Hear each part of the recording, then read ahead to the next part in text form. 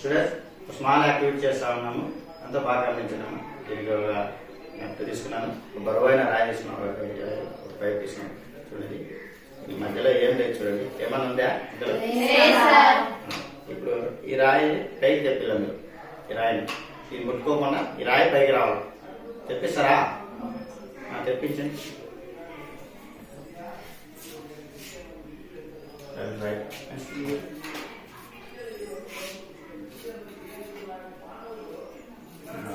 Next ఉంటాయి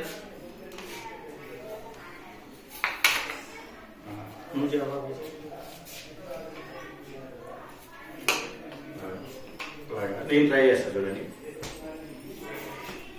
ఉంది కదా, చూడండి బాగా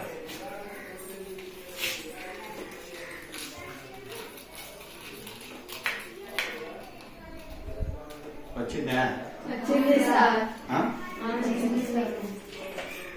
దీనికి రీజన్ తెలుసా? ఏదైనా ఒక వస్తువుని కానీ ఆబ్జెక్ట్ ఏదైనా వస్తువు కానీ సర్క్యులర్ మోషన్ లో ఉంచాలంటే ఆ వస్తువుకి ఏం కావాలంటే సెంట్రిపిటల్ ఫోర్స్ అవసరం. ఏం కావాలా? Centripetal force. సెంట్రిపిటల్ ఫోర్స్ అంటే అభికేంద్ర బలం. సెంట్రిపిటల్ ఫోర్స్ అంటే అభికేంద్ర బలం. మళ్ళీ దీనికి సెంట్రిపిటల్ ఫోర్స్ ఎవరిస్తారు? ఎవరిస్తారంటే దీనికి తెలుసా? దీనికి సెంట్రిపిటల్ ఫోర్స్ దీనికి టెన్షన్ ఇస్తారు. అంటే టెన్షన్ అంటే సెంట్రిపిటల్ ఫోర్స్ కి ఈక్వల్ గా టెన్షన్ పనిచేస్తుంది. సెంట్రిపిటల్ ఫోర్స్ కి ఈక్వల్ గా టెన్షన్ పనిచేస్తుంది. అంటే టెన్షన్ అంటే ఏంటో టెన్షన్ కదా. టెన్షన్ అంటే ఇప్పుడు ఈ తాడికి రాయి వేలాడదీసాం కదా, రాయి వేలాడదీస్తే దీని యొక్క బరువు ఎవరు పనిచేస్తుంటుంది? రెండు వైపు పనిచేస్తుంటది. అందువల్ల న్యూటన్ తాట్లా ప్రకారము ఏది చర్యకి ప్రత్యయ యాక్షన్ టు రియాక్షన్ కదా. ఈ దాని యొక్క రియాక్షన్ ఏమంటారంటే టెన్షన్ అంటారు. ఏమంటారు? అంటే దీన్ని వేగంగా తిప్పుతున్న కొద్దీ, దీని రాయిని వేగంగా తిప్పుతున్న కొద్దీ దాని వేగం పెరుగుతుంది. వేగం పెరుగుతుందంటే వెలాసిటీ కూడా పెరుగుతుంది. వెలాసిటీ పెరిగిందంటే ఫోర్స్ కూడా పెరుగుతుంది. అంటే సెంట్రిపిటల్ ఫోర్స్ యొక్క ఫార్ములా ఏంటంటే F = mv²r. F = mv²r. F =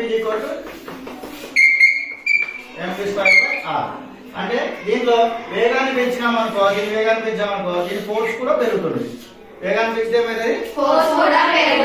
అంటే ఇప్పుడు దీన్ని సెంట్రిపిటల్ ఫోర్స్ పెంచాలంటే ఏం కావాలి? దాని టెన్షన్ పెంచాలి కదా. టెన్షన్ మీద మన టెన్షన్ ఎక్కడి నుంచి వస్తుందంటే బాగా వేగంగా తిప్పడం వల్ల టెన్షన్ వస్తుంది. ఓకేనా? అంటే సెంట్రిపిటల్ ఫోర్స్ ని పెంచుకుంటూ పోతే దాని టెన్షన్ కూడా పెంచాలి. అందువల్ల రాయి ఏమవుతుందంటే పైకి వస్తుంది. ఇదే reason. Okay, are you understand?